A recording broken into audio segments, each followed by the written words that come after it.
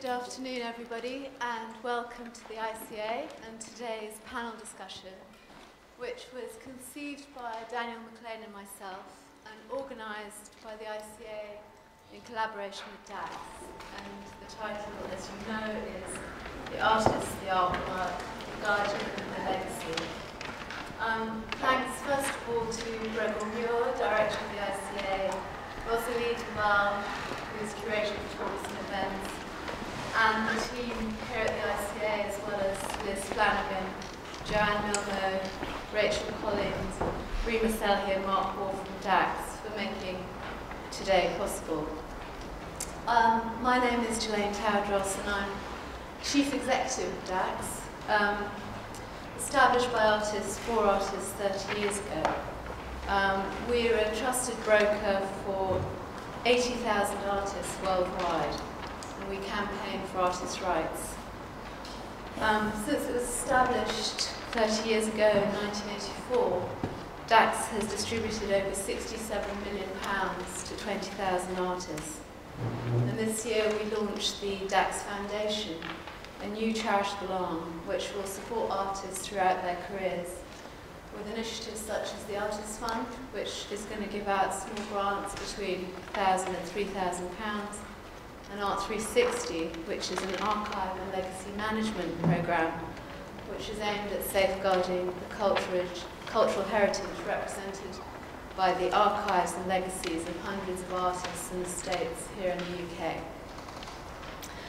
So today's event emerged out of a series of wonderful and thought-provoking conversations that Daniel and I had.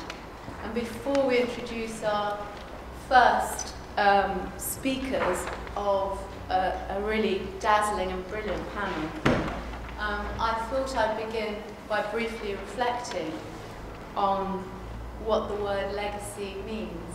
And it has a number of multiple, quite nuanced meanings. And hopefully some of these will provoke some conversations and discussions as we move through the afternoon. If you look at the dictionary definition of legacy, it comes up first of all with words like bequest and legal device, implying that legacies are things that are actively defined and framed by law, as opposed to being something that happens automatically or organically. So there's kind of an implied understanding that legacies are defined, that they're enacted, and that somebody wills them into being, quite literally, through human and legal intervention. The second layer of meanings includes words like gift, heirloom, inheritance, suggesting that legacies entail an act of generosity, or at least of giving, between one generation and the next. There's also a sense here of a transaction, a movement between the giver and the receiver, and also a hint of responsibility.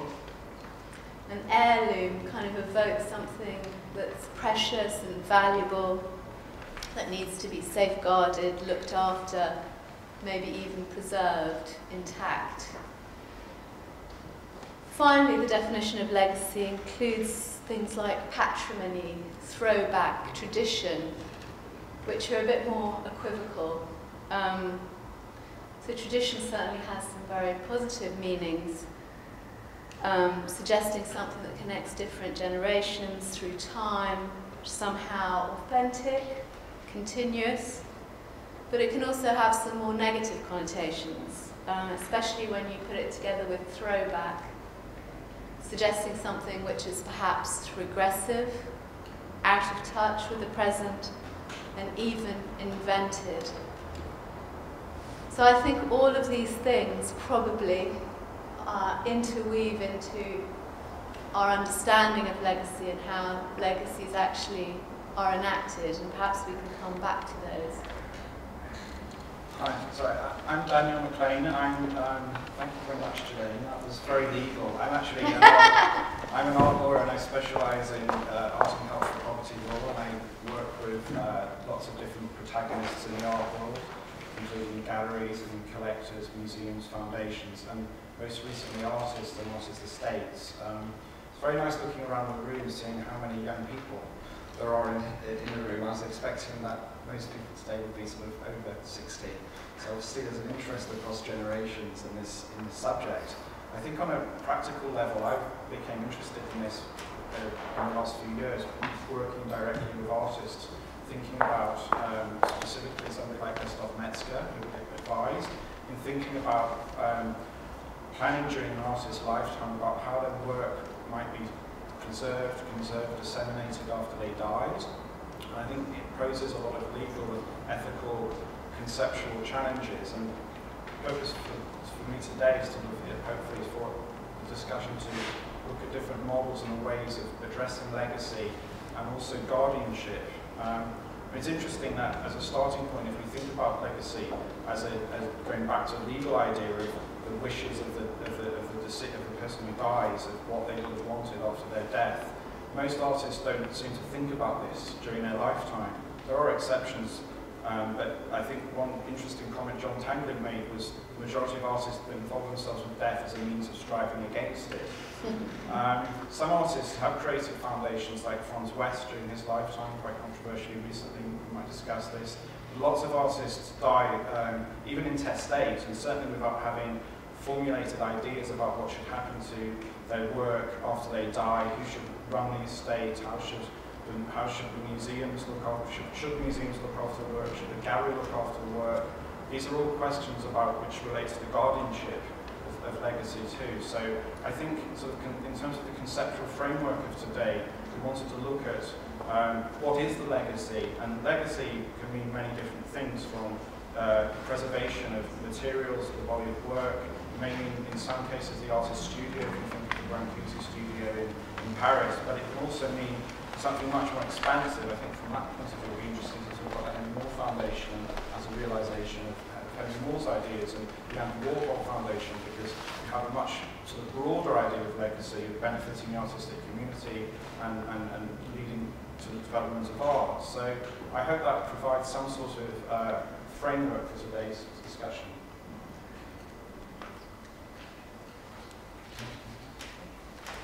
So, first speaker today is Mary Moore.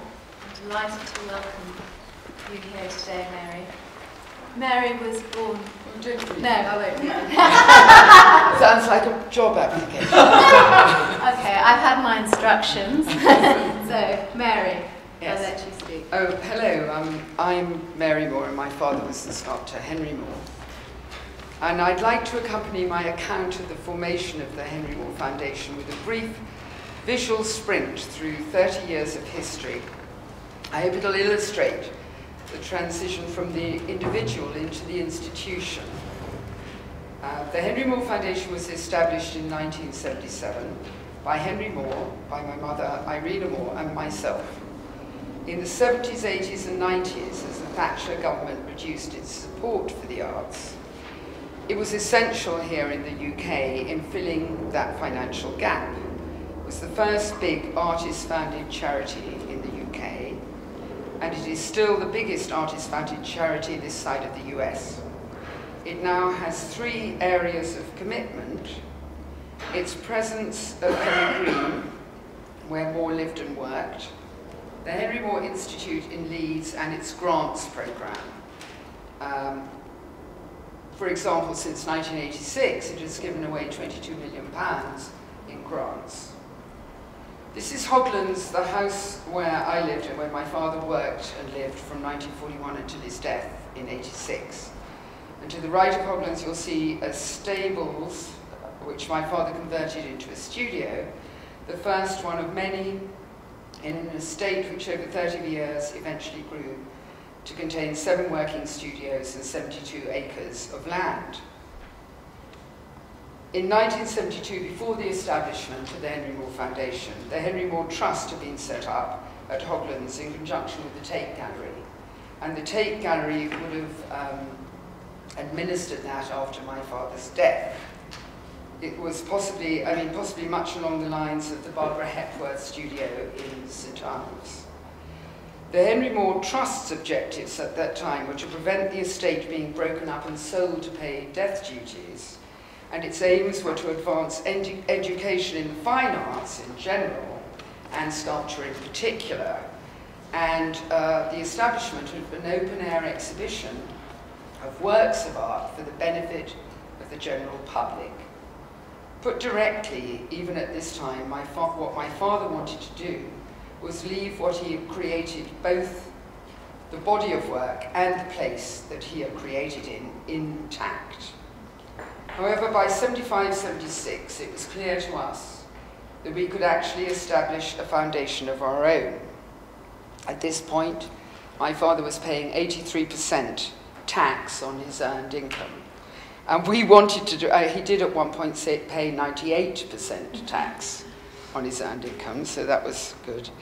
And we wanted to direct that towards something really constructive. And in founding the Henry Moore Foundation for my father, there were the same primary considerations that had been behind the Henry Moore Trust, but more acutely focused. Most importantly, he wanted to ensure that people could see where and how he worked. And he wished to establish a charity to further the appreciation of art and sculpture in particular, and which would act as a guardian for his own work. Having decided to create our own foundation, in the 2 years leading up to that, we engaged new advisors, accountants and lawyers, and we unwound the Henry Moore Trust. The problem for us was how to make a charitable institution while the centre of that institution was still living and creating. For the lawyers, accountants, and ourselves, it was unknown territory, and there was no template for it. My father continued to work as an artist, but the profits flowing from his work were passed to the Henry Moore Foundation, free of tax, by a trading subsidiary for which he worked as a managing director, and he was employed for £25,000 a year. It was all very tough for a man of 79 who had been doing very successfully his own thing all of his life. I think we've just seen some domestic shots of Hoglan's in the 50s and 60s, including one of my father having tea with David Sylvester, his then secretary, and Reg Butler and his wife. And here is Daintree House, the house next to Hoglan's, then owned by my mother and gifted at that time to the foundation. In fact, it became the head office and headquarters of the foundation. And finally, I think we've got an interior shot of Hoglan's, which is now owned by the foundation, though the contents belong to family trusts and we work with them. In fact, on a day in, I think it was the 28th of January in 1977, my father and mother gifted his entire collection of sculpture, drawings and prints, enormous amounts of property and houses, all of his archives and his papers and records to the foundation on that day, and that is why after that he was paid £25,000 a year. I'd also like to say a few words about the creation of the Henry Moore Institute, because during the creation of the foundation my father had envisaged a sculptural presence in Leeds because of his own historic connection with Yorkshire and Leeds. And this intention was officially announced in 1979. 2 years later, plans were announced for the establishment of the Henry Moore Centre for the study of sculpture based in Leeds, in the Leeds City Art Gallery. And the year after that, in 1980, my father laid the foundation stone for a new sculpture gallery within the Art Gallery, which opened in 1982. The Henry Moore Institute developed from a study centre, and it opened in the form that we know it now in 1993 in a new building connected to the Leeds Art Gallery. The remit of the Henry Moore Institute is as follows. I think it's to write the future of art history, placing sculpture at its centre, and this is achieved through exhibitions and publications, lectures, conferences, fellowships, and world-class research library. The Institute also manages and curates and develops a sculpture collection there. Significantly, the Henry Moore Institute's first exhibition was of Romanesque medieval stone sculpture, an area of sculpture incredibly close to my father's heart. But now the Institute is almost exclusively connected with contemporary sculpture. I think it could be said in a way that the Institute, or the way that the Institute has developed, its aims and objectives have all developed since the founding artist's death. Thank you.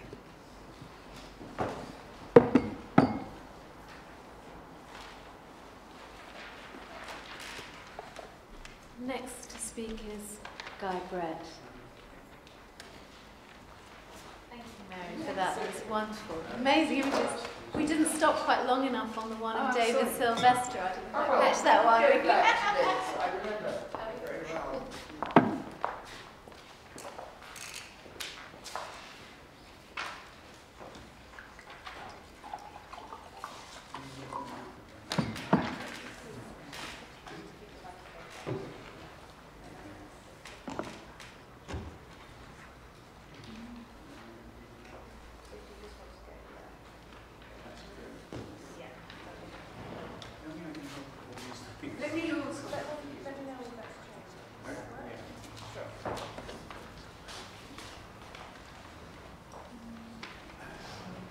I hope this will be useful.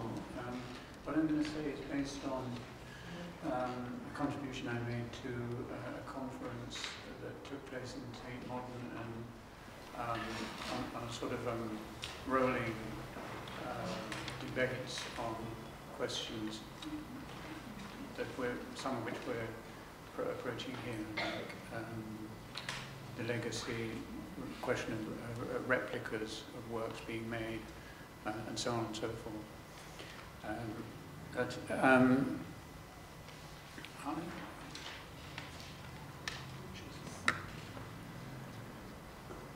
I headed this with a brief quote from Noam Chomsky. He said, "At a very general level, the question cannot be answered. It depends on specific circumstances and specific proposals." And I very much agree with that point. So this was in a way a case study based on the work of the Brazilian artist Hélio Oiticica. And in this case study, I'm going to concentrate on the work of Hélio Oiticica, 1938 to 1980, and some of the questions the work raises that are pertinent to this discussion. I want right away to acknowledge the help I've received from Luciano Figueiredo, artist and one-time director of the Centro Cultural Hélio Oiticica in Rio de Janeiro. As one of the original group of friends of Hélio Oiticica who assembled after Hélio's death in 1980 to care for his work and legacy, a group which included his two brothers, Claudio and Cesar, who inherited the estate. As one of the original group, Luciano has been close to all decisions taken regarding making replicas of Oiticica's existing works or objects, and constructing works from the artist's notes and plans. I am equally grateful to Luciano's sister, Ariane, who looks after the archive of the Progetto HO, the estate collection of work and documentation, which is housed in the family house in Jardim Botânico in Rio de Janeiro. This was written and spoken originally before the disastrous fire that the family suffered in the family home, which resulted in the loss of many of Hélio's works. A truly tragic event, which, as you can imagine, threw the family into a state of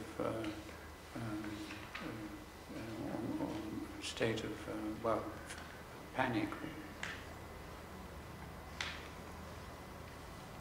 And Ariane, Luciano's sister, actually made the replicas of Hélio's Parangolé capes, which have stood in for some of the originals now in a very frail condition.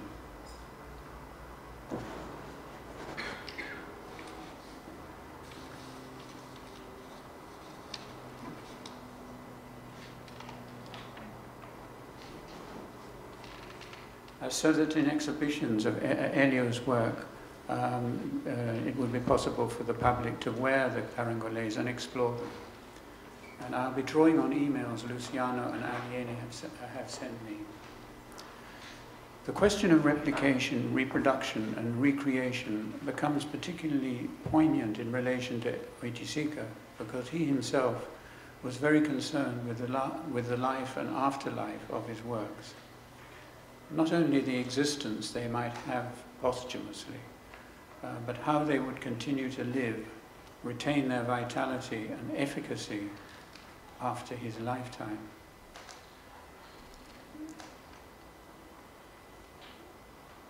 Certain later works are devices designed to rescue, in a sense, an earlier concept, or what he would probably call a life act, from appropriation and acculturation by the art institution and art market. A clear example is the counter-bolide, to return Earth to the Earth, which is enacted in 1978, 2 years before his death. Counter in the sense of reversal of the original bolides, in which a material, earth, pigment, etc., was withdrawn from the world into a container to become an energy center, or fireball, as the Portuguese word bolide denotes. The counter-bolide was part of an event he organized on a site in Rio's Caju, a forlorn lot and rubbish dump near the port, in what used to be the Portuguese imperial quarter. Rich black earth was brought from another place and poured within a small rectangular enclosure. When the wood frame was removed, the earth stayed on the earth. It was a kind of burial of the bolide as an object, and its rebirth as an act, a renewal, in fact, of its original intention to make manifest the presence of some earth as a piece of the earth. Actually, the occasion you'll see this in the slide is when the work was repeated in Rotterdam on a complete on an extremely cold and foggy morning in Rotterdam. Another example, which I unfortunately couldn't find any images of up to now, but it's an interesting episode of what Oiticica called made on the body parangolé participatory events. And these were undertaken on several occasions in different cities and countries. Out of a plain 3-meter length of fabric of bright colour, I quote Oiticica's words, each person must build on the body a structure uniting the edges and extremes with safety pins. He stressed that each cape should be removable without disturbing the pins, so that it can be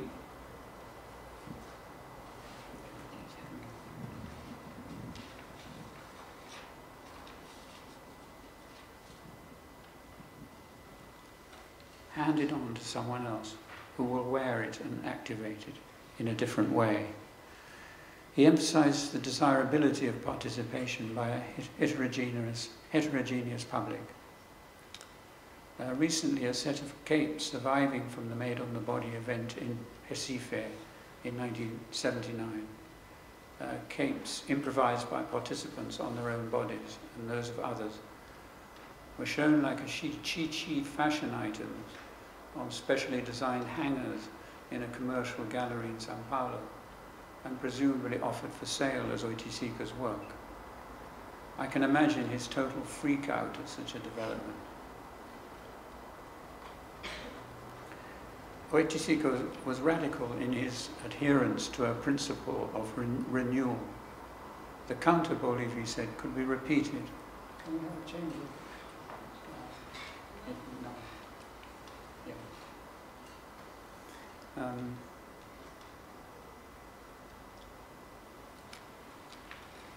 The bolide, he said, could be repeated whenever circumstances demanded it. And during the posthumous Oiticica exhibition in 1992, we did repeat it in the environs of each museum where the exhibition travelled.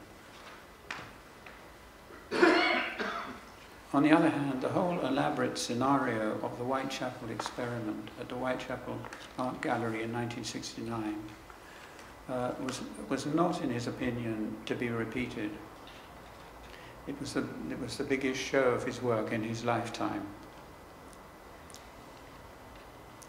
And he wrote, it would be a mystification to repeat through Europe the same show, unless those works or propositions could take a new sense, which I doubt. The London show is a unique experience as such. Next slide. However, in the practical sense, Oiticica did allow for reconstruction or replication of certain works during his lifetime. In 1968, I accidentally broke his glass bolide, number 14, Estar, or To Be, which I had in my flat at a time when I was searching for possibilities of exhibiting Oiticica's work in London.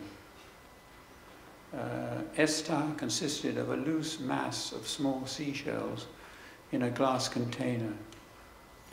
He sent me detailed instruction of how to cut the top of a type of large glass flask, smooth the edges, and transfer the shells to the new container. We weren't able to find in England the same flask he'd used in Brazil, and my memory is hazy as to whether we did substitute an available bottle or not. Nevertheless, his letter shows he wanted to reconstruct the work. It was eventually posthumously remade in Rotterdam for the 1992 exhibition, but it was never exactly the same as the original.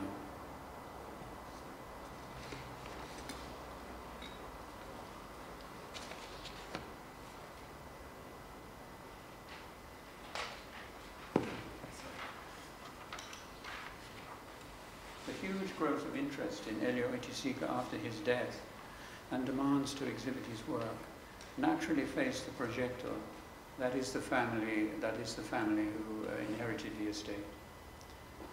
Naturally faced them with the dilemma how to allow physical participation of the public in the work, essential to its nature, and to preserve its material and aesthetic qualities. The solution was to make a number of copies. Next slide. A number of copies, both of Parangolé capes and penetrables, including the environment Tropicalia. Later, a replica of a key work, the Bed Bolide, number 1, 1968, was made.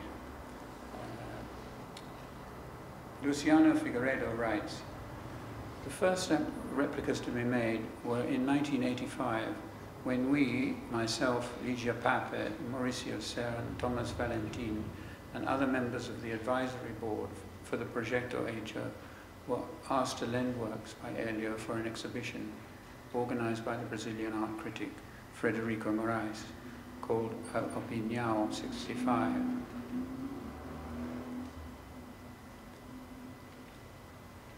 The exhibition was an attempt to revive the historical show of the same name that had taken place in the Museum of Modern Art in Rio. It was precisely in this show that Elio had made the first public presentation of his Parangolé. Luciano goes on, I personally made the research of fabrics and other materials, and I painted myself the parts that were to be hand-painted, and I recall that we presented 2 or 3 replicas in the street outside the art gallery at Copacabana Beach, with live music playing. we considered the presentation very effective, and this was how the posthumous existence of these works began. And I'm going to skip on now, actually, a little bit, because I think my time will be running out. Just to quote from a letter I had from Luciano's sister, Ariane. They point out,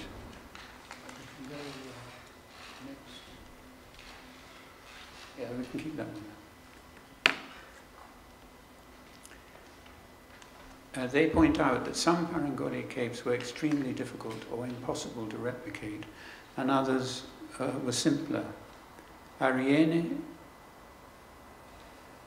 writes of her frustration in not being able to find the exact materials to make a satisfactory copy.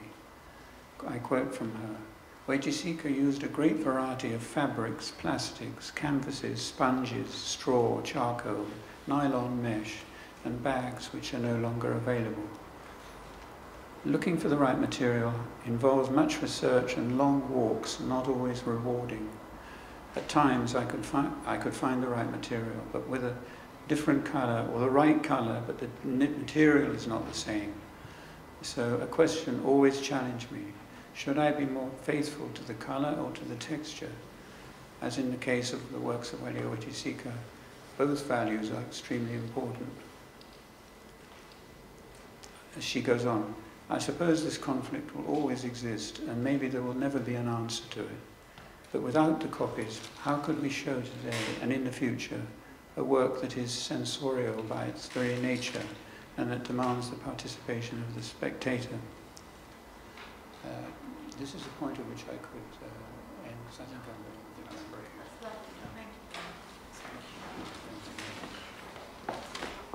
And the final speaker in this first round is Matthew Arnatt. Hi. I think here we are. So I'm Matthew Arnatt. My father was the conceptual artist Keith Arnatt. You can probably tell that looking at the image above me here. So this is a work of art by my father, originally realized in 1972. And I just thought a little bit about what I wanted to talk about today, and I think I just wanted to contrast what might be, well, what's my sense anyway of the general feeling that there are certain programmatic expectations of how you might deal with an artist's estate and work in that estate, and the experience that I've had with my partner Maggie Smith since my father's death, and we worked on this material, that there were issues that were simply driven by the material that we were looking at. And I don't think there's this kind of like a huge tension between resolving what one might do in terms of representing a relatively complex situation that stems in particular from any way that you might choose to work with the work that you've inherited in effect. But I think that it's worth bearing in mind that you probably, my experience was that we didn't have a period in which we could say, this is what we would like, this is what we're going to set out to do with this work.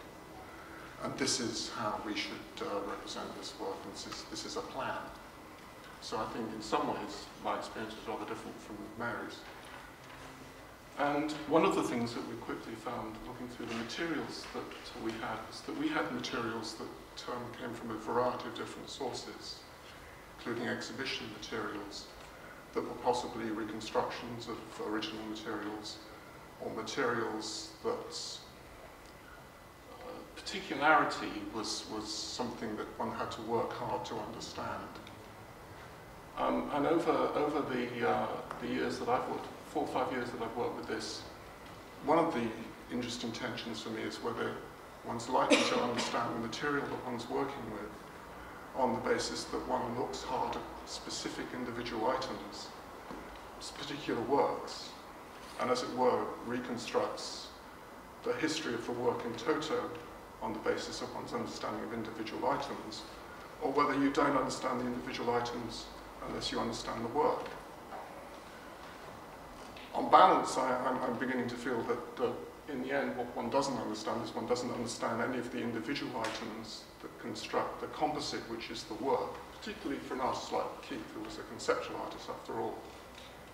So what one does, my feeling about this is what one can honestly attempt to do is to enforce, as far as one can, that people approach the work with respect to the fact that things tended to fit together with a certain kind of pattern and a kind of configuration which was probably intended. I think that probably is the case for most artists, but of course with the conceptual artists, and if you look at the text that we're looking at here, this is one work. It consists of a left-hand panel, which is a text piece, which is actually exerted from a philosopher called John Austin, whose book was published in the 60s. And it's a kind of classic but minor text from analytic philosophy. And against it, reproduced on the right-hand side, is an image of Keith wearing a panel saying, "I'm a real artist." Now, people often, when they talk about this work, they call it "I'm a real artist." It was always intended that the piece should be realized with a text section on the left-hand side and the photographic section on the right-hand side. The whole piece is photographic. But very often, for instance, when I Google things other than myself, I quite often come across images of this work where you're just, the text is completely, it's not there. You'll just see an image of Keith saying, "I am a real artist." And in fact, a number of people, I think, know this work as "I'm a real artist." They don't even realize that it has a long-winded, very didactic and possibly tedious photographic text on the left-hand panel, which in itself has probably proven a challenge to even the kind of institutions that have shown it. I know that it's been shown by quite respectable institutions minus the text on the left-hand side, as if the text was a kind of a tedious insecurity in relation to the work. So, you know, we have a number of objects which are of this kind of order. We have photographic elements which would have been stitched into works in the 60s or 70s. And we have a number of different kind of, as it were, they appear to be fragments, but they're not really fragments. They're things that the logic of which was quite clear in terms of how my father intended these things should be seen. But of course, there's another question, is can you insist 30 years later that the logic that drove the artist in producing the work in the way that the artist did produce the work is replicated in its entirety? Is it meaningless? Can one simply make the assumption that the kind of interesting context that he might have had can be replicated in a contemporary art world? And I'm not sure that one can. So I think the issues about how you will represent the artist in the long run, those kind of programmatic issues of whether there are duties or responsibilities to the work, tend to come at one in the shape of specific decisions about how you can lend the work, how you can allow a work to be reproduced, who might have the rights to reproduce those works, in what kind of ways, and a number of extraordinarily detailed and really often tedious decisions about how the work is propagated.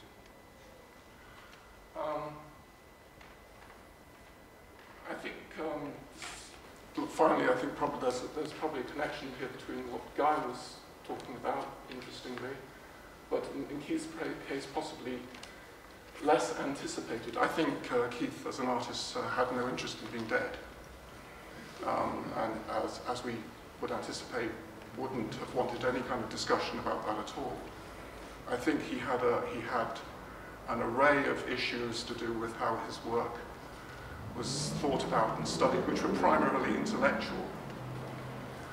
I think if there's any kind of issue about that that's distinctive, I think it's that probably there were different pressures upon an artist working in the late 60s, early 70s, in this early period of his career, to rationalize what they were doing. And the rationalization wouldn't have consisted of projecting himself forward into another century. I think, in fact, in some ways, that's rather odd. I think that's probably what I would say. Thank you very much. Thank you very much, Matthew. Well, we were going to go straight through, but I think there have been so many things brought up that we probably should pause and just reflect a bit on what's been raised in the first 3 case studies, as it were, which have been incredibly rich and dense. Mary, you said that the Henry Moore Foundation was the first artists' charity established.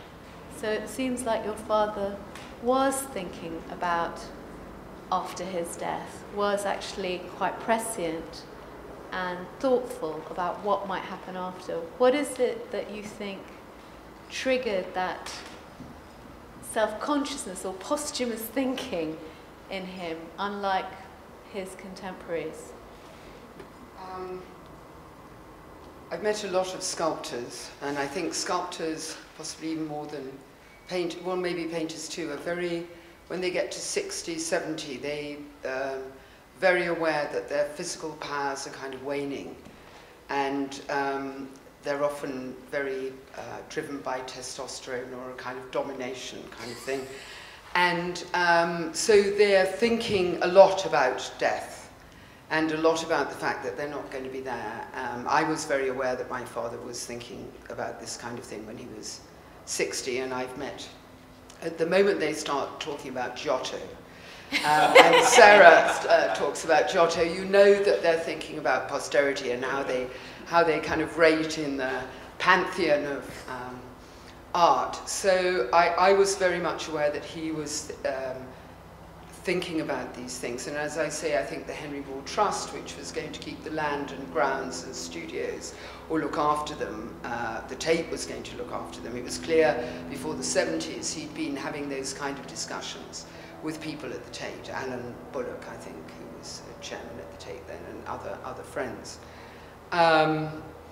But our problem was very different to yours. I mean, he'd also been very, very clear in conversations with me and in his will that there would be no casting.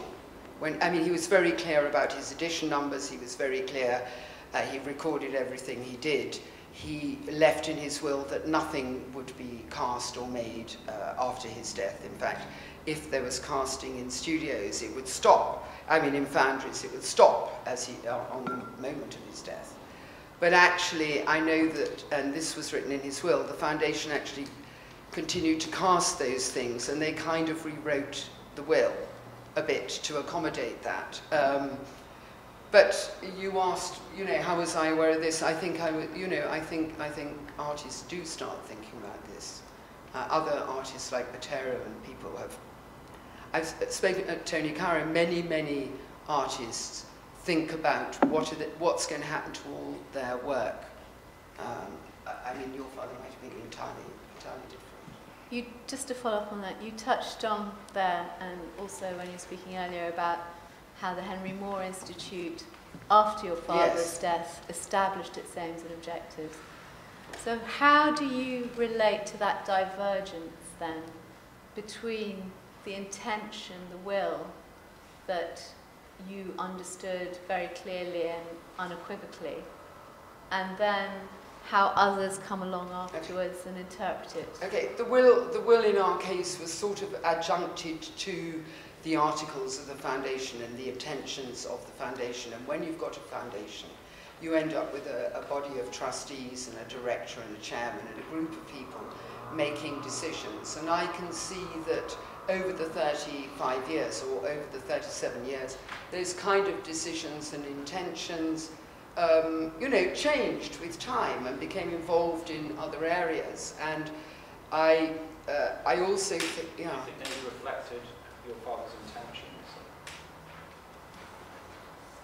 So his real intention was to keep the land and the studios and the siting of the sculpture there, because I think I sort of forgot to say that he'd been one of the first sculptors to put his work, install his own work in landscapes of his own making outdoors, and he wanted that to be a kind of not didactic, that's a bad word, but an example of the way to look at sculpture. And he felt that his studios and his working methods shed light on that and would shed light on that for other artists.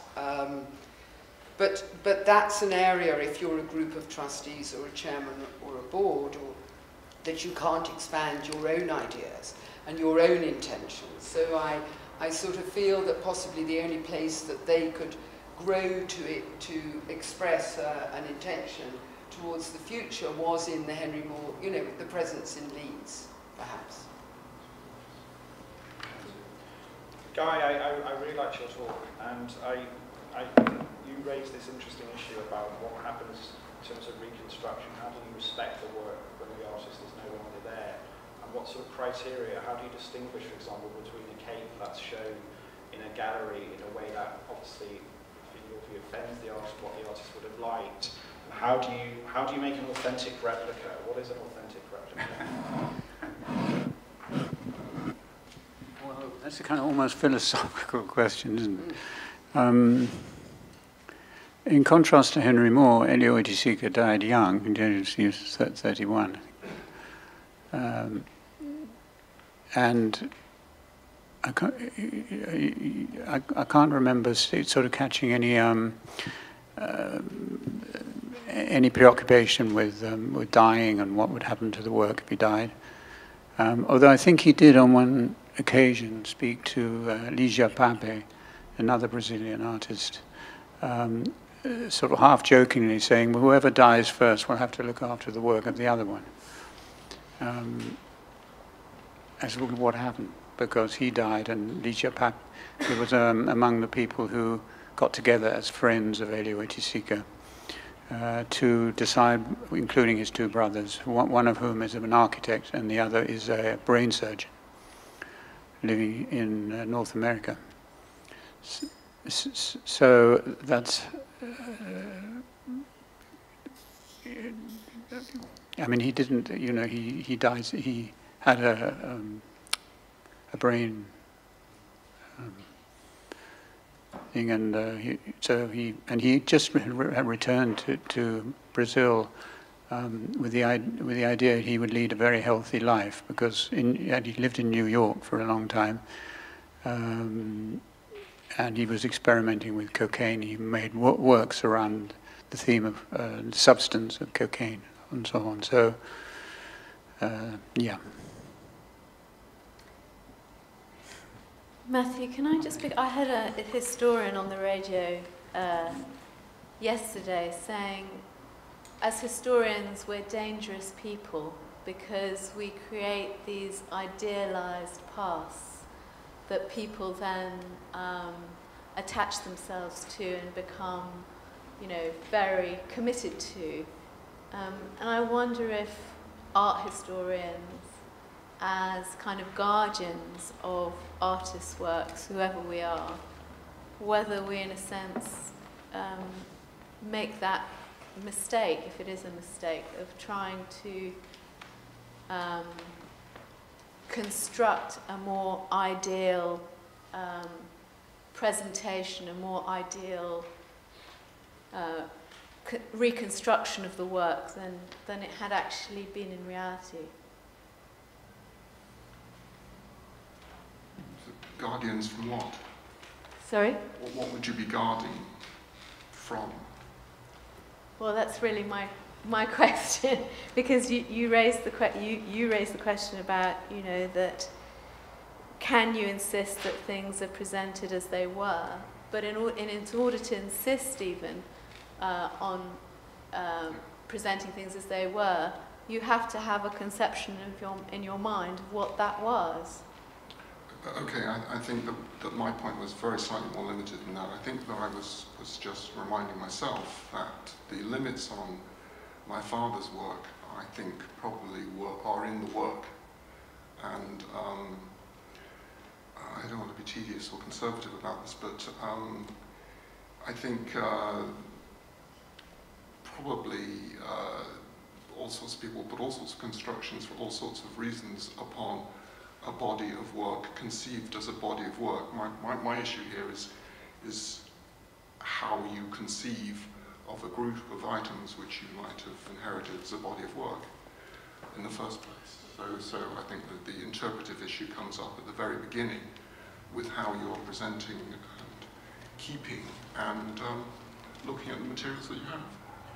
Can you talk a bit about some of the, I know you're working on a catalogue resume, and I think the catalogue is an important site in which you try and address these issues. Can you talk a bit about why and how the catalogue resume project arose and what you hope to achieve? I think there's a general expectation that in documenting materials, things become clearer, and I wouldn't argue with that expectation. And also things which seem incidental to the work become clarified in documenting the catalogue raisonné. What we would hope from the catalogue raisonné is that you're able to introduce whatever kind of clarity you have achieved in terms of your understanding of something that exists. And I think that's a natural extension of the way that one would be working with this material. I think that's about it,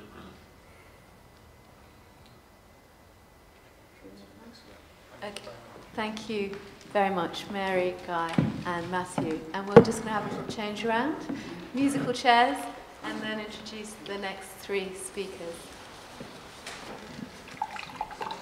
So our first speaker of this round is Barry Rosen. Barry. Oh, thanks. I have a very simple thing to say about this, which is my relationship isn't to only one. Really? Everywhere? There? Oh, okay.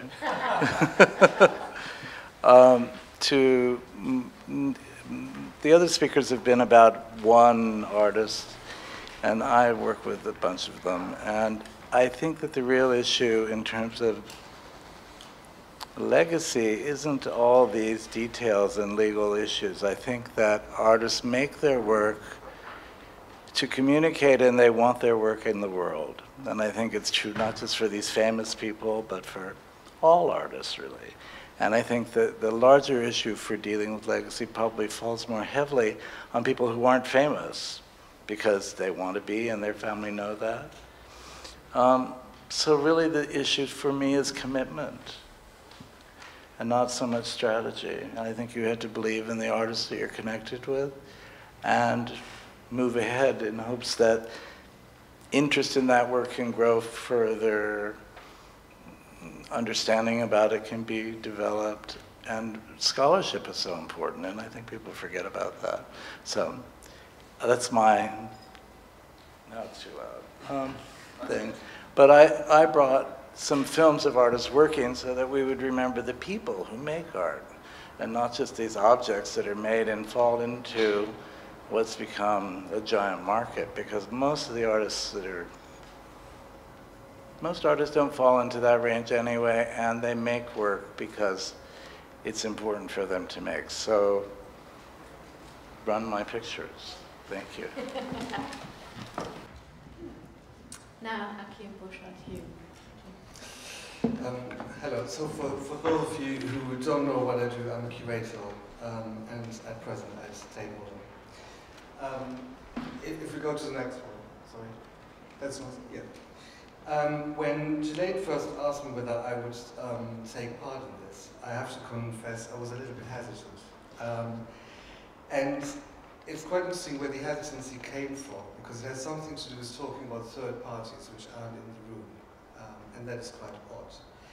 When you look at the people who have been speaking so far, I think it's quite interesting the way that they relate to the question. We had the daughter of an artist directly involved in setting up a legacy. Somebody who has worked very closely with an artist and is guarding legacy in a different way, art historically, and adjudicating on certain very tricky question. Another son of an artist, wondering how the work should be presented in the world. Somebody who works with the legacy of artists and is very close to artists. But we haven't had the artists themselves, although there's some in the room. But, and that's quite curious, because what I normally do is that I am in conversation first and foremost, I think, with the work. And if the artist is alive, then with the artist actually as the person who is looking after the question of meaning and intent. And I guess I would look after the question of reception. And that is quite an interesting gap, because I think my first loyalty is towards the work and not the artist.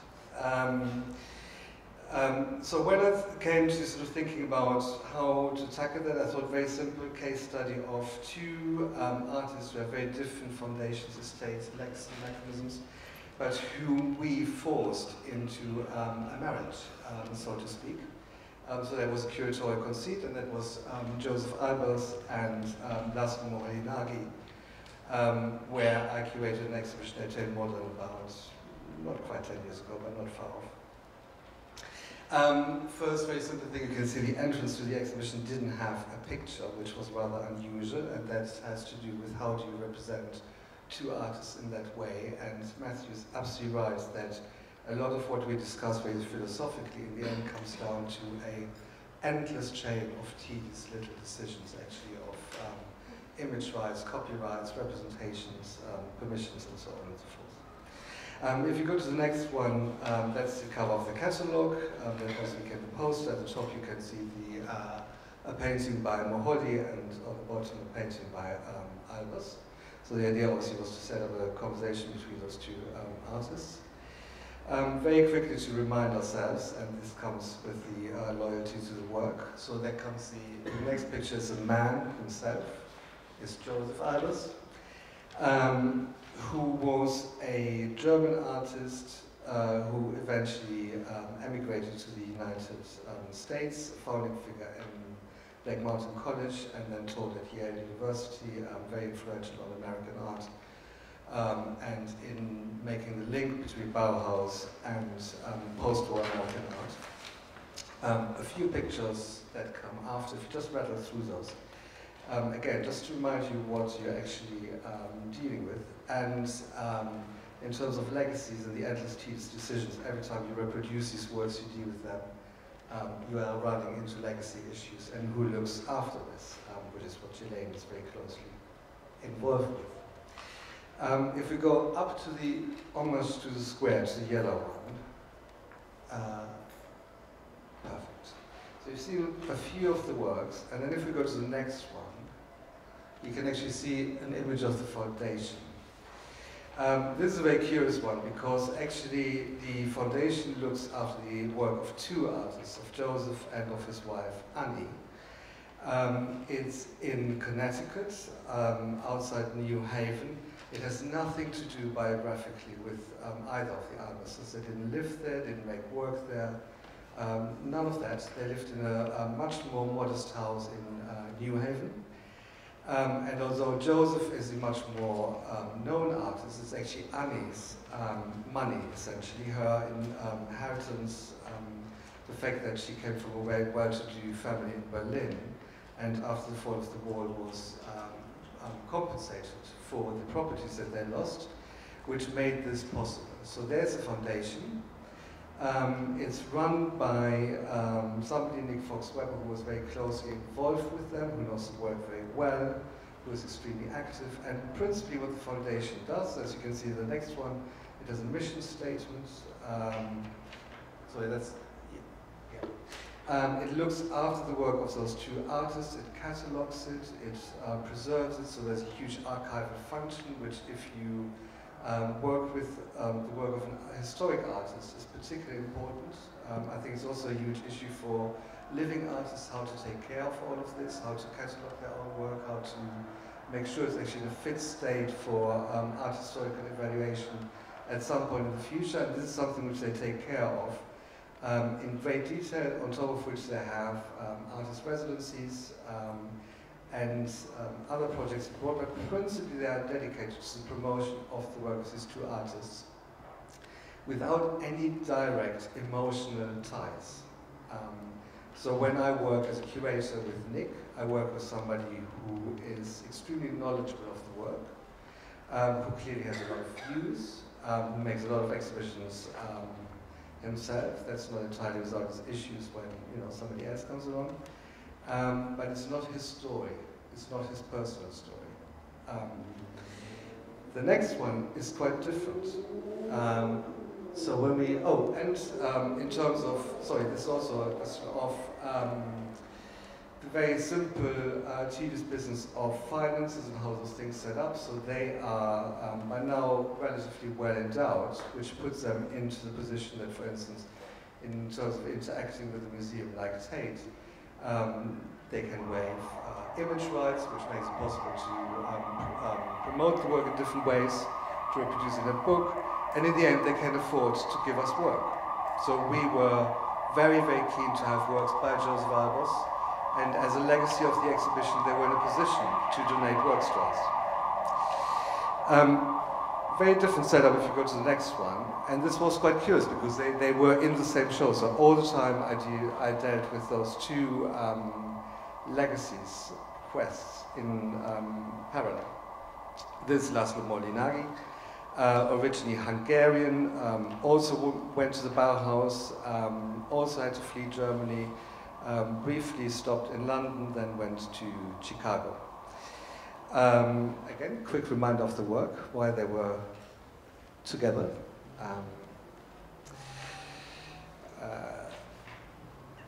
So he made painting, photography, very invested in technology and abstraction, and this is something which we can come to very briefly, and if we stop there.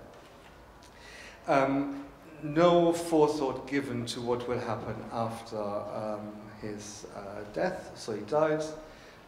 All the work, the responsibilities went to his wife, to Sybil. She also passed away very soon after. It went to their eldest daughter, Claudia, who in a way had been groomed to take care of this, if not materially, because there wasn't a huge amount of work, but intellectually. But sadly, she passed away as well very rapidly. So suddenly, the younger daughter, Hatula, who had no particular investment in doing this, found herself in charge of this whole operation. She's an archaeologist by training, which means she has a life and a career of her own, and has a particular approach actually to taking care of all of this now, which is informed actually by what she does as a day job. So she has an emotional involvement. It's her father, and I think that one shouldn't underestimate that, what that means. That when I talk to people taking care of legacies who are family members, I can remember very clearly when I worked on a Rothko show, and you meet Christopher for the first time and you understand he is the child left when his father commits suicide. It's a slightly different thing than to think about what those people do. In the case of Hatula, she is very detached from all of that, so she sees her mission principally as making sure that the work which is in circulation is authenticated. There's very little work within the family, so it's a very different setup.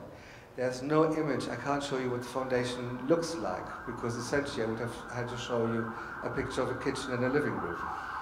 Because that's what it is. They have computers and they look after this as a family enterprise to take care of something which they deeply care about. But one of the things which I found very curious when we come to safeguarding intent is that Hatula was always very, very adamant that she couldn't tell. She couldn't slip into the role of her father, which is what a lot of people very often want. So once the conversation, the triangle is intercepted of me, curator, work, and artist, at the end, nobody can take that place. So it's a very curious equation. And next is Mark Francis. I'm assuming you all have everybody's biographies, which is why I'm not repeating them and reading them out loud. Is that right, Rosalie? Everyone's got it. So, Mark.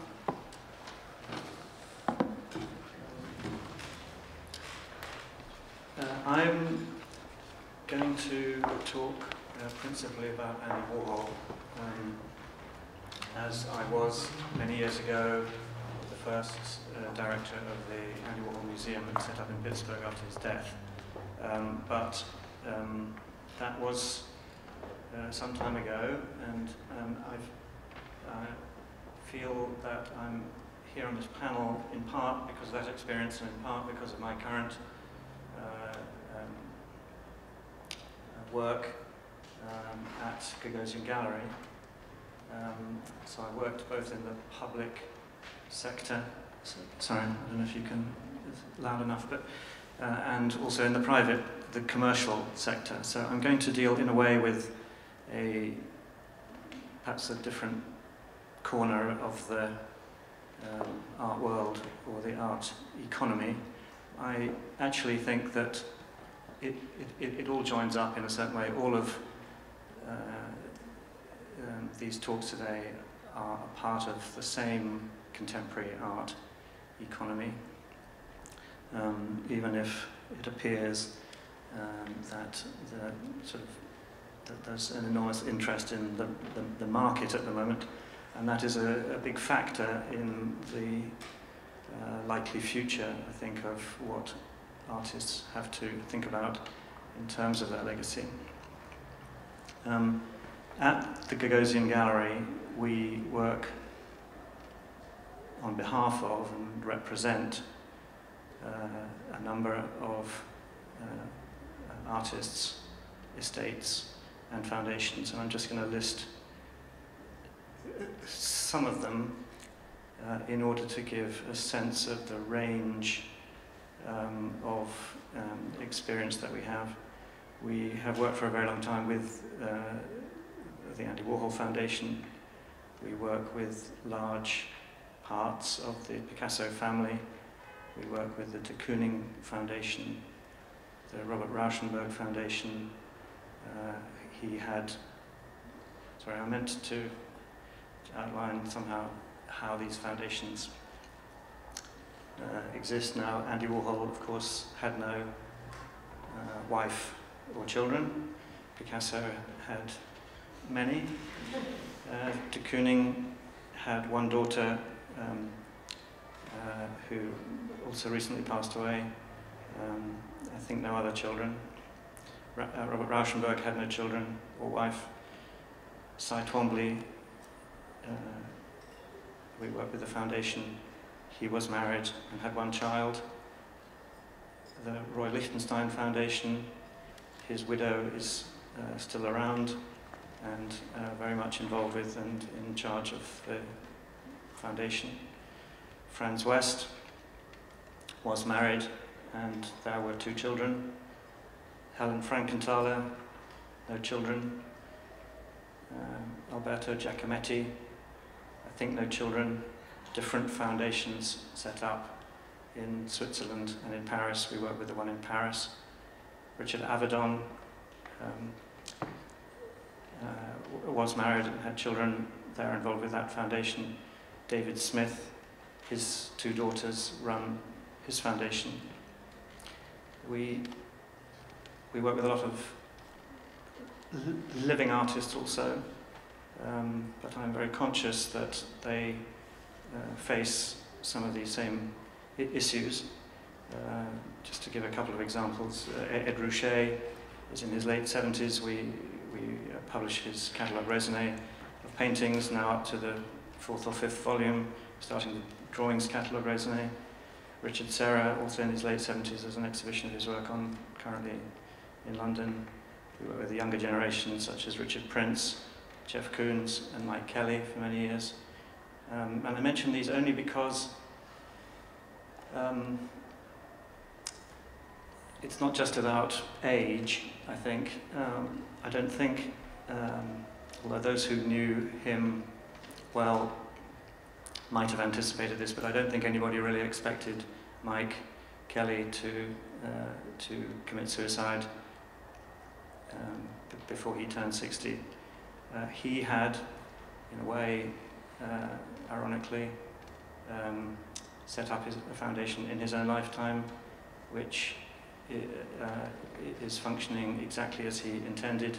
He had no family, but had set up his foundation, and it is doing exactly what he appeared to want. Each of these things, however, I think have different circumstances, but somehow I've come to learn that structurally they almost all have the same problems and issues. And I think Achim actually just now touched exactly on what is at the core of that, and that is that after the artist isn't there anymore, whoever is responsible for their foundation or for their estate don't know exactly how to speak for the artist, or in some cases don't know who it is who's supposed to speak for the artist.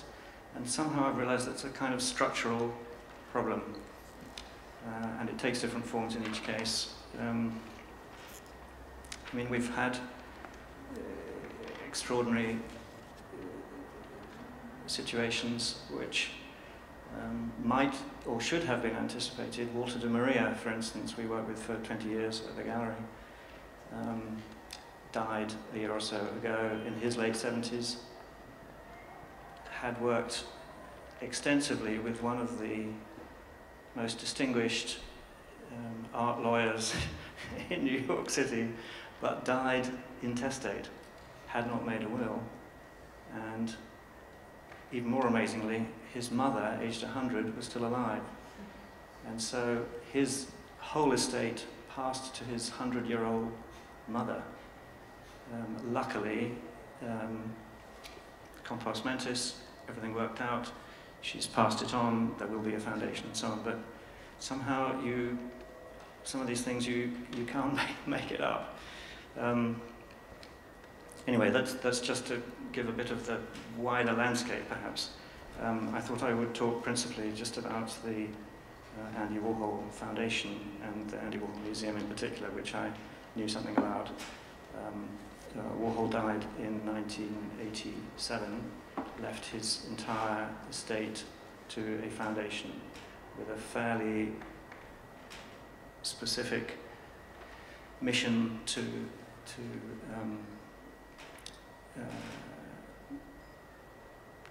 I can't remember the words exactly, but to further the cause of the arts. And the person responsible for the foundation, Fred Hughes, who had worked with Warhol for many, many years, 20 years or so, had worked with him since the late 60s, had come to the Warhol studio from Houston, Texas. As a young man, he'd worked with Dominique de Menil in Houston and then moved to New York. So he was very, very close to Warhol, was what he himself called his amanuensis, was not his partner in any other form of the word. It turned out that Fred,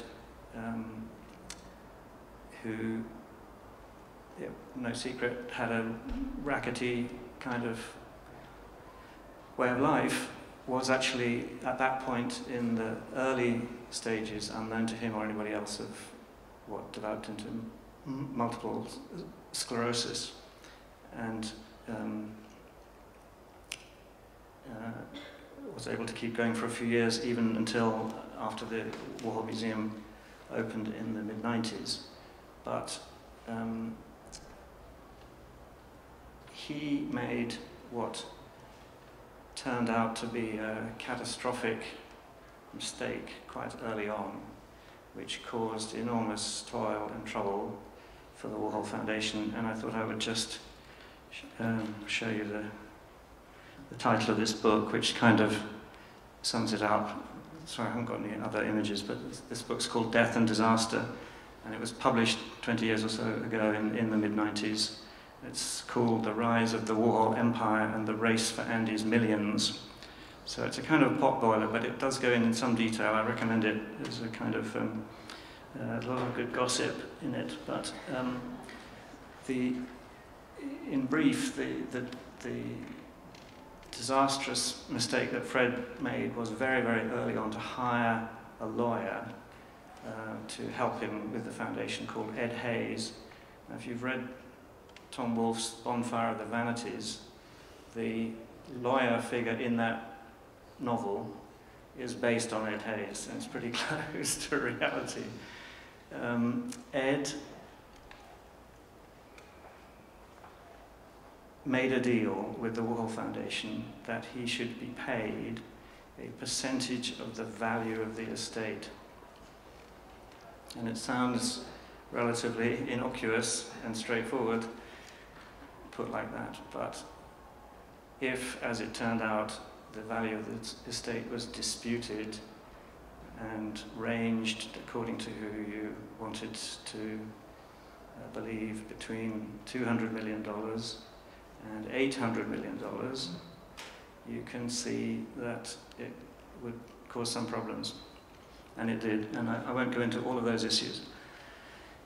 But it took years, really, for the Warhol Foundation to stabilize itself, to figure out what it could and should be doing, and to resolve those sort of problems. And it's had different legal problems since, as you probably know if you read the New York Review of Books. But one of the good things it did, and one of the great things, in my view, that Fred Hughes did, was to set up the Andy Warhol Museum. And that came about because it had not been anticipated by Warhol and was not a part of what he intended with his estate. But within the couple of years after he died, it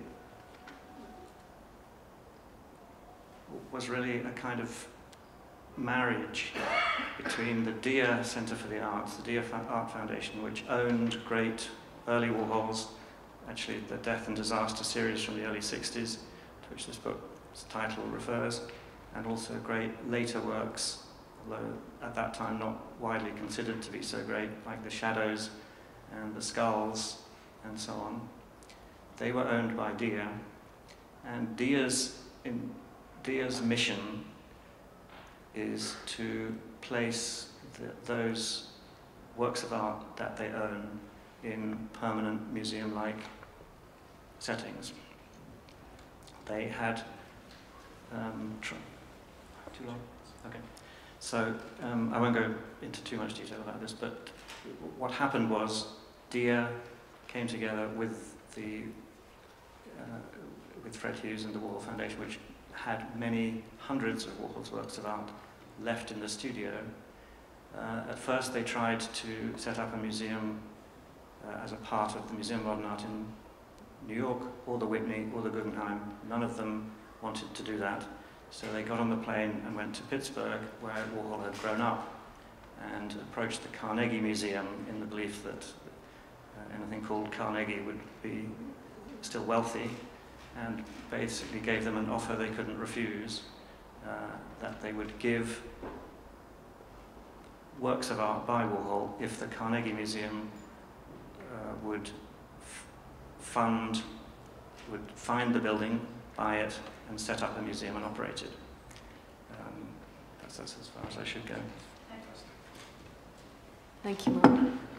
To go back to Barry for a moment. Barry, your silence in a way, and you're letting us watch the artists in a very kind of visceral way, moulding material and saying, you know, in the first film, this is how I think, this is who I am, seems to imply that actually we're too preoccupied with the artifacts of an artist's life, with what's left behind, rather than with the living, breathing dynamic of an artist's presence. Does that mean that really we should leave aside this preoccupation with legacy?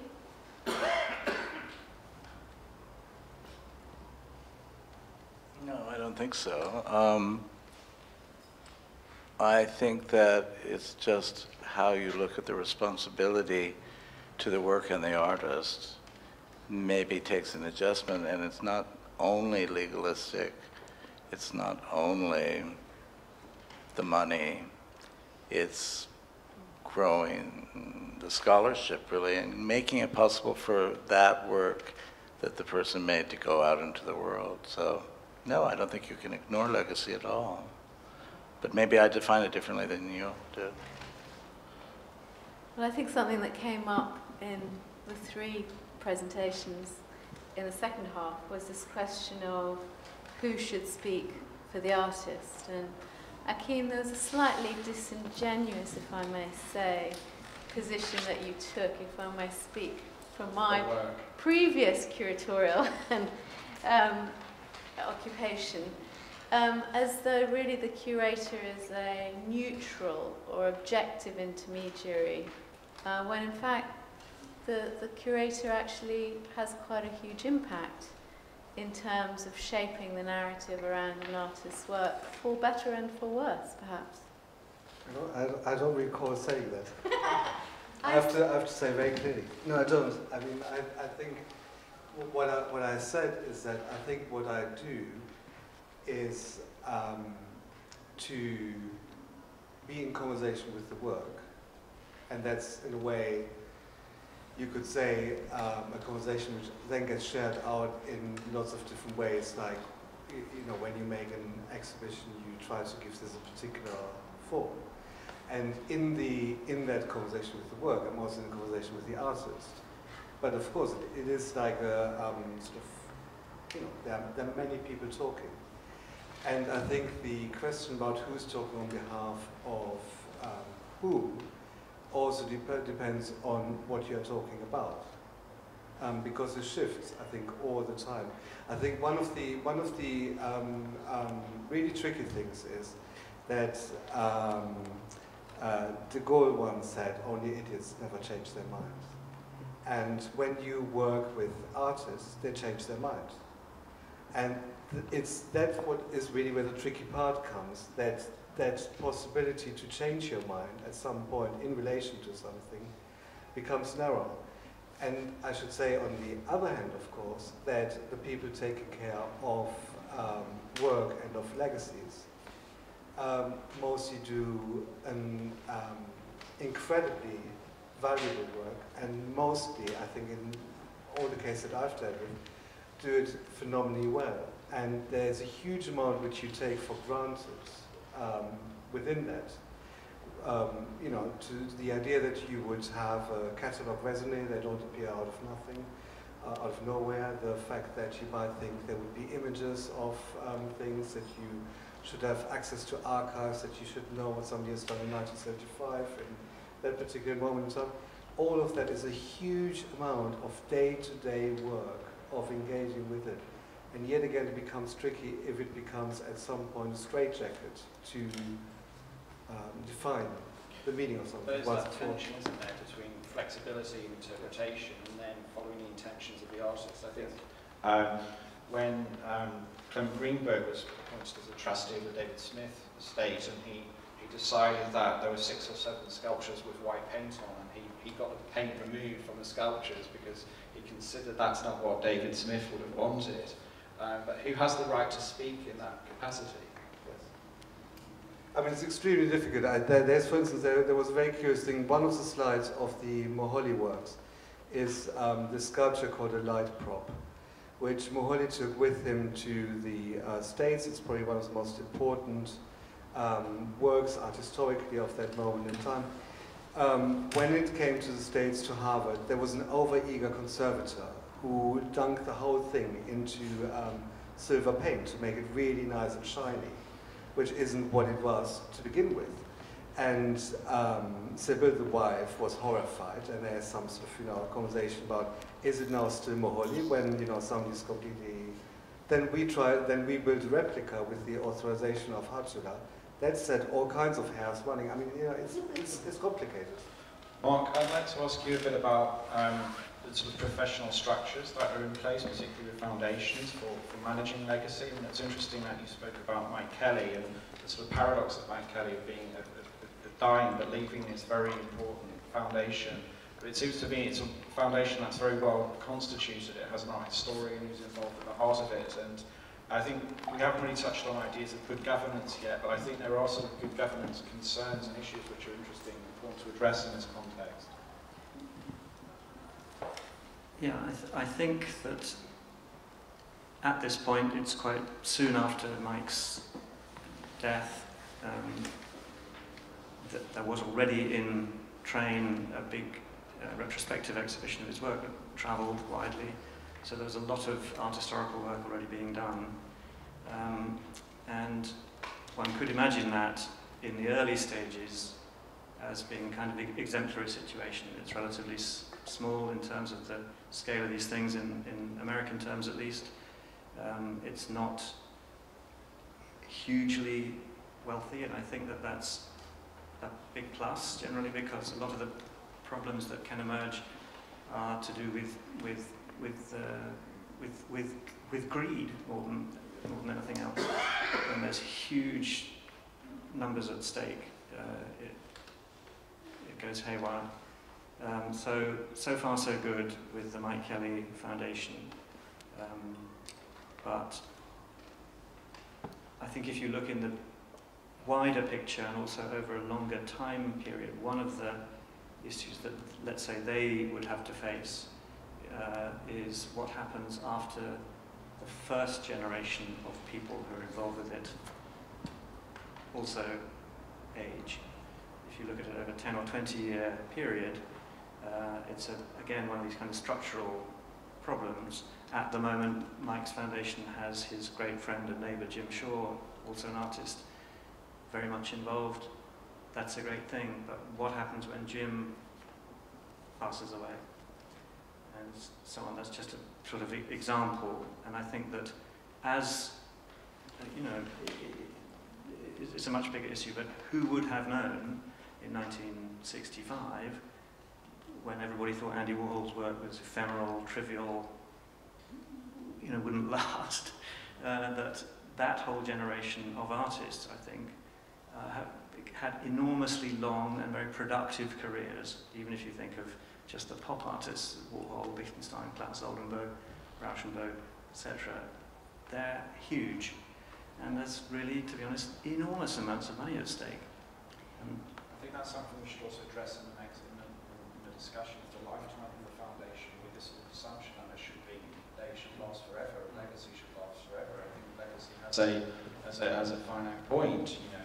Maybe something we could also... Some of these have a fixed time span as opposed to exist for 10, 20, 25 years or so. Maybe we could also... to give the money away. Maybe we could also talk about whose legacies are worth maintaining and those which disappear. I mean, I noticed that roll call and on the panel, mainly, we've had a lot of men, and there are many artists and artist estates I've worked with who've yet to enter into the canon. Many artists from different cultural backgrounds whose work has not yet, and maybe never, be validated by art institutions or by scholarship. So I think, you know, there is some legacies which kind of become hardened and literally made solid. And I'm thinking of the Ansel Kiefer's enormous estate that some of you may have seen recently on television, and other legacies which somehow seem very ephemeral and transient and precarious.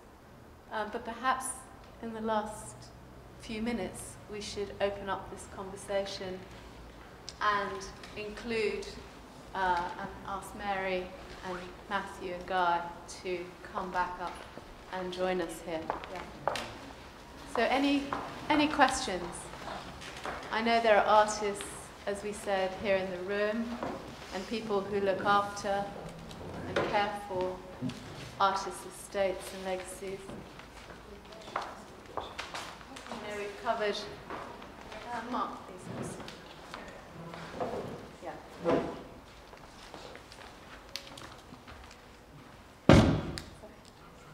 Okay, no, let's sit here.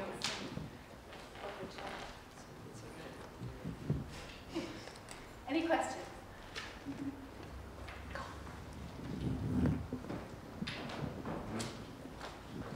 Come on. There's a question over here. The first one that occurs to me is... Would you like to? How do living artists find the right lawyers, the right legal advice, the right sort of financial advice at reasonable cost to set up the right structure for their work in the future? Where do they go? Well, I mean, shall I answer this? Or? Talk to Daniel. Talk to me. I don't know. I mean, I think it's a huge need, and I'm finding more and more clients approaching me for this. I think that there needs to be greater legal specialisation, but it's also not just about law. It's about much more than that. It's understanding the sort of complexity of the relationship between the estate and the art market, the museum world, the art history, all of these things. So it's a very finely sort of nuanced, specialised area of expertise, which I think is growing, but I think there's a need for professionals in this area. I think in that respect I wanted to ask Barry a bit more about what he does, because he's very sort of discreet. I mean, but he's a trailblazer in the sense that he's mediated between very important estates and the art market. Perhaps you could say a little bit more about what you do, Barry, in that respect. Is that a real question? It was a long-winded question, but it was trying to get at this point of specialisation and what it involves to actually act for artists' estates. I think, first of all, I would say that the spectacle of, like, say, our group of people who are at a certain level, and it's quite different than the zillions of artists who have things to save. And maybe the first issue that has to happen, which is a legal issue and a financial one, is that people are able to save the bodies of work. And even at the very beginning of AIDS, there was the, whatever it was called, this foundation to save the works of young artists who were dying because their families were either throwing them away or nobody knew what to do. And I think there's much more of that than there is the sort of glamorous, high-end shit. I think, if I can use the example of Eva Hesse, Eva Hesse was very lucky to be, have an incredibly dedicated sister. It comes in part from their history of removal from Germany and all that. But really, she was just really committed to knowing that her sister felt her work was important and needed to be out there. And then Eva Hesse had a sort of good group of friends, and they all worked hard too. But in fact, it limited the read on the work for 20 years because they wanted to think about minimalism and they ignored a lot of issues in Hesse's work. So I think what somebody like me could do is engage that. I didn't know Eva Hesse, so I'm not caught up in her charisma in quite the same way, although her work is meaningful to me. But you can believe that it's possible that people can look further than what the most immediate people think. So, I mean, in one meeting I was in, which didn't have to do with Eva Hesse, the people were talking about doing this giant print show with Dieter Roth, and it seemed crazy. And I said, why would you do that? And they said, oh, he wouldn't give a shit. And I said, but he's dead. You know, we have to make decisions that are better for the work than what he would do, perhaps. So I think it's really is about commitment and responsibility and thinking. I don't think it's about, I mean, the money world just happened around us in a way, quite unexpectedly. I think compared to, say, 1980, when I started working with these things, there was no money world. It grew, and now we have to deal with that, which is a different issue, of course. Any other question?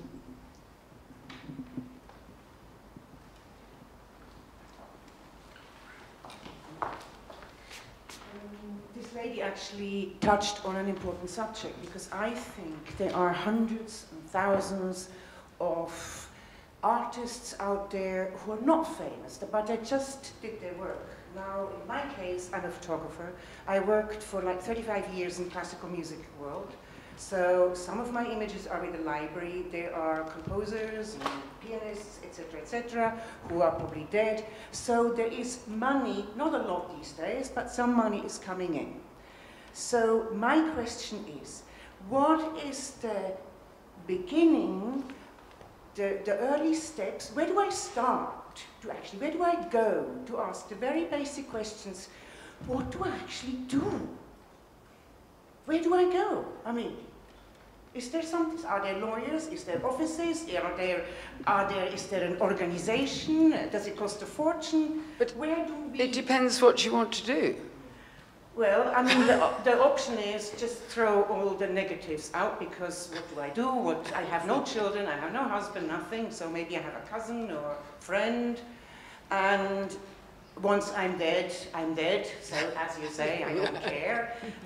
But there are images out there which carry on probably being used. I mean, so I will have to have a person to whom I give this legacy. I mean, I think both of you are not alone, and there are many, many artists who don't quite know where to begin or how to do this, and that's precisely why DACS has now currently trying to raise £1 million from different sources to do this project called Art 360, and we have support from the National Archives. We're talking with the Heritage Lottery Fund and the Arts Council. And the idea is that we will work initially with a modest number of artists and estates, but across a range of different media, sculpture, photography, performance, all sorts, digital, in order to start to build some toolkits and a body of research and knowledge, because I think, as Mary is suggesting, there is no kind of one fixed answer. And there is a multiplicity of issues that emerge depending on the nature of the practice, depending on, you know, who's around the practice and all sorts of other things. So what we hope to do, and it's not ready now, but hopefully in the next 2 years, there will be resources. But it's not just here. I think this is happening, and maybe the fact that the value of artists' work now commands much greater financial figures than it did in the past, and maybe people are more aware. But you know, there are things happening not just here, but in the US, in software being developed, all sorts of things being developed, largely by artist foundations to try and support and help. I don't know if anyone else wants to come in on.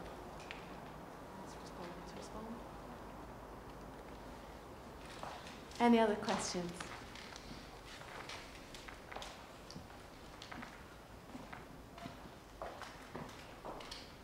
Okay, well, if there are no more questions, I'd like to say an enormous thank you to Mary Moore, Barry Rosen, Achim Borchardt-Hume, Guy Brett, Matthew Arnatt, and Mark Francis. On behalf of Daniel and myself, ICA and DACS, thank you all very much indeed.